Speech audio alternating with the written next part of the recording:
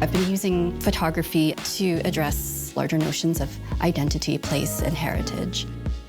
My name is Karen Zalamea. I'm a visual artist and I work in photography. I'm doing the Barbara Spohr Memorial Award residency here at Banff Centre. It was really fortuitous to see that call for applications and for a residency that is specifically photo-based and would have the facilities to really support the production of this project. I've been a practicing artist for around 15 years now. What really brought me to this medium is that it's really technically challenging. I feel like I'm constantly learning even after all this time. And that's why it's called an artistic practice, is because it needs to be worked at and a craft that needs to be honed. A large interest for me with photography is working with the material of the medium, whether it's experimenting with the camera and its optics and building a large format 4x5 camera and making lenses out of ice to photograph the Icelandic landscape, or reproducing my family's photo archive and weaving it into 50-foot photographic ropes to create large installations.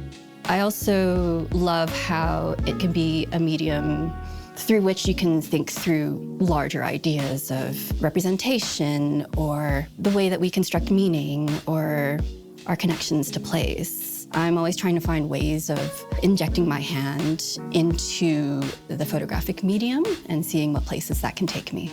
During my residency, I'm working on a project that I'm calling Herbarium, after Flora de Filipinas, which is based on the 1837 publication called Flora de Filipinas. And it's a book of Spanish colonial botany in the Philippines. I came to this text because my ancestral house in Quezon City in the Philippines is on a street that's named after a fruit-bearing tree.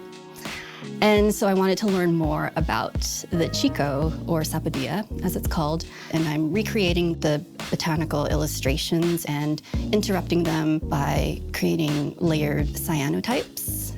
And so wanting to use the colonial archive as a starting point, but also being critical of its extractive nature. So I've scanned them and then created them as transparencies. And then I started layering them as a way of interrupting the image, interrupting the archive, and then that's placed directly on the cyanotype coated paper and exposed.